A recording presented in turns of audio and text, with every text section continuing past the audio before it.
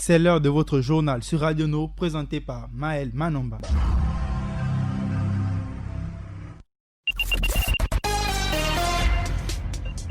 Assalamu alaikum. Je suis accompagnée d'Adiza Adamou pour la page musulmane et le reste de l'actualité à l'international sera présenté par Ida Ibinga. La mise en onde est assurée par Paturel Minsa. À présent, les titres. En prélude à la remise des bulletins de notes aux parents d'élèves, la direction d'école privée islamique Mouapa Biota 1 a tenu à faire le bilan de l'année scolaire 2019-2020. Ancien pilier du Parti démocratique gabonais, le PDG, parti au pouvoir, Zakari Miboto, puisqu'il s'agit de lui, devenu opposant, l'un des dinosaures de la politique gabonaise, ne sera pas candidat à sa propre succession à la tête de l'Union nationale. C'est derrière la transition que je reviens pour les détails. La direction de l'école privée islamique Mouapa Beotsa 1 dresse le bilan de cette année scolaire entouré de ses collaborateurs. Je vous propose d'écouter M. Rodrigue Abbas Kindu Mburu au micro d'Ida Ibinga. C'était pour informer les parents d'élèves comment se fait le passage en classe supérieure. C'était une année qui a été marquée par la pandémie et le passage en classe supérieure s'est fait par les critères bien définis par le ministère de l'Éducation nationale. Il fallait informer les parents. Donc, nous avons fait une sorte de bilan de l'année scolaire 2019-2020 aux parents. Et puis nous avons pensé aux perspectives d'avenir. Parce que notre souhait, c'est que cette école doit être bondée. Les effectifs doivent être multipliés. Nous avons 115% de pourcentage. Nous avons 80 élèves présents. Sur les 80 élèves, nous avons 60 admis et 20 échoués, ce qui nous donne un pourcentage de 25%. Et 115%, j'allais dire. C'est demain dès 8h jusqu'à 15h, remise des bulletins. Comme je disais, je profite de l'occasion de lancer une invite aux parents de venir inscrire les enfants ou pas.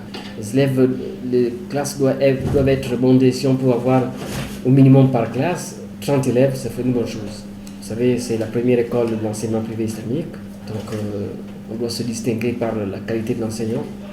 Pour ce reportage, on dit merci à Ida Ibinga, ancien pilier du Parti démocratique gabonais, le PDG, parti au pouvoir, Zakari Miboto, puisqu'il s'agit de lui, devenu opposant, l'un des dinosaures de la politique gabonaise, ne sera pas candidat à sa propre succession à la tête de l'Union nationale. Zakari Miboto avait déjà annoncé son retrait progressif de la sphère politique en cédant son siège à la députation à l'un de ses militants lors des élections législatives et locales jumelées d'octobre 2018. Un peu d'histoire, il a été secrétaire administratif du Parti démocratique gabonais, le PDG, de 1972 jusqu'en 1990. Instituteur de formation, il a été membre de tous les gouvernements successifs de 1978 à 2001 avant de démissionner du PDG en 2005 et de fonder l'Union gabonaise pour la démocratie et le développement. Zakari Miboto rejoint un autre fossile de la politique gabonaise, désormais dans l'ombre. Il s'agit de Paul Mba Abessol. J'invite à présent Adiza Adamou pour la page musulmane. Assalamu alaikum Adiza. Walikoum salam Maël. Dans la page musulmane du jour, on évoque au Maroc les nouvelles mesures de confinement à l'approche de l'Aïd el-Kébir.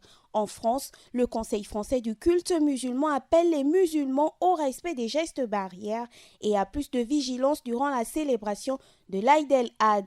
Et au Liban, l'heure est au reconfinement qui n'est pas le bienvenu pour les restaurateurs. Le développement des titres, c'est juste après la transition. On démarre l'actualité liée au monde musulman au Maroc pour évoquer les nouvelles mesures de confinement adoptées à l'approche de l'Aïd el-Kébir. Le Maroc a enregistré une forte hausse des cas de coronavirus. Près de 1500 personnes ont été recensées ce week-end. Pour éviter une recrudescence de l'épidémie, le gouvernement durcit ses mesures de confinement dans les grandes villes du pays. Plus d'informations avec Jean-Marie Lemaire, correspondant France 24 au Maroc. Effectivement, l'annonce, elle est tombée en fin de journée et pour être effective immédiatement à partir de minuit. Alors, tout le monde a été surpris. Comme on l'expliquait dans le sujet à l'instant, on sait très bien qu'au moment de l'Aïd el-Kébir, c'est une période de festivité où tous les gens vont se déplacer, vont aller en famille et incontestablement, l'État a décidé de bloquer et d'éviter la propagation du virus. On aurait peut-être pu s'y attendre parce que, de mémoire, un couvre-feu avait été décrété juste avant les fêtes célébrant la fin du Ramadan. Oh oui, les relâchements sont vraiment visibles dans les rues et un peu partout. Les autorités justifient donc la décision au regard du non-respect du port du masque, qui est pourtant obligatoire, comme on l'a expliqué dans le sujet, et puis surtout le relâchement d'une grande majorité des citoyens face aux mesures de prévention. Là, effectivement, ce samedi, on s'est retrouvé avec 800 personnes qui ont été révélées positives, plus de 600 ce dimanche, alors qu'avant le déconfinement, on tournait autour de moins de 10 personnes par jour. Donc c'est vraiment un bond en avant. Alors, combien de temps vont durer cette interdiction de déplacement pour ces 8 villes? Personne ne le dit, on ne le sait pas encore. Peut-être que d'autres provinces pourraient subir également une réduction de déplacement. Et puis rien ne nous dit non plus que l'état d'urgence qui était décidé jusqu'au 10 août ne pourrait pas une nouvelle fois être prolongé. Voire que certaines villes, ça c'est fort possible, se retrouvent à nouveau dans un confinement plus strict si la situation venait à empirer. On dit merci à Jean-Marie Lemaire pour ce compte-rendu de la situation au Maroc. À 2 jours de la célébration de la fête de l'Aïd el-Had, le Conseil français du culte musulman de France rappelle aux musulmans les mesures de vigilance et de protection à la Covid-19. Compte tenu de la hausse du nombre de contaminations du Covid-19 ces derniers jours dans le monde et à l'approche de la fête de l'Aïd el-Had qui aura lieu le 31 juillet prochain, le Conseil français du culte musulman rappelle de manière générale aux musulmans la nécessité de respecter l'obligation du port du masque et la distanciation physique de 1 mètre entre les personnes dans tous les rassemblements et notamment les prières collectives. Se laver les mains régulièrement avec du gel hydroalcoolique et surtout éviter les salutations physiques telles que les embrassades et les poignées de main. Le Conseil français du culte musulman appelle aussi les personnes vulnérables à se protéger davantage et à ne pas se rendre au rassemblement en accomplissant la prière chez eux. Et on clôture l'actualité du monde musulman au Liban avec un reconfinement au goût amer pour les restaurateurs. Face à l'augmentation du nombre de cas de coronavirus, le gouvernement libanais a annoncé un reconfinement provisoire à l'occasion des fêtes de l'Aïd el-Kébir du 31 juillet au 10 août prochain. Les mesures sont particulièrement appliquées au secteur du tourisme. Les restaurants, plages et autres, ce secteur est déjà touché, Maël, de plein fouet par une crise économique historique qui prive les Libanais de leur pouvoir d'achat. Voici, fidèles auditeurs, comment se porte le monde musulman dans l'ensemble à 2 jours de la grande fête de l'Aïd el-Kébir. Nagode Adiza pour toutes ces informations. À présent, avec Ida Ibinga, on va faire le reste de l'actualité sur la planète pour parler de la tension entre la radio-télévision nationale du Congo et la primature. C'est en RDC. On parlera de la faune avec la découverte d'une nouvelle espèce de lémurien en Madagascar, sur la Grande Île. Et face à la pandémie du coronavirus, l'industrie du tourisme mondial a perdu 320 milliards de dollars. Et pour terminer, on parlera de la présidentielle en Amérique. Joe Biden répond à Donald Trump et annonce qu'il nommera sa colistière dans les tout prochains jours. Ida Ibinga, assalamu alaikum. Wa alaikum salam, Maël. Voici le développement des titres. On démarre l'actualité internationale en République démocratique du Congo avec la coalition de l'ex-président du Front commun pour le Congo qui accuse la radio-télévision nationale du Congo d'avoir censuré 2 déclarations du Premier ministre Sylvestre Ilunga. La première a eu lieu en fin juin lors du désaccord du chef de gouvernement sur l'interpellation du ministre de la Justice.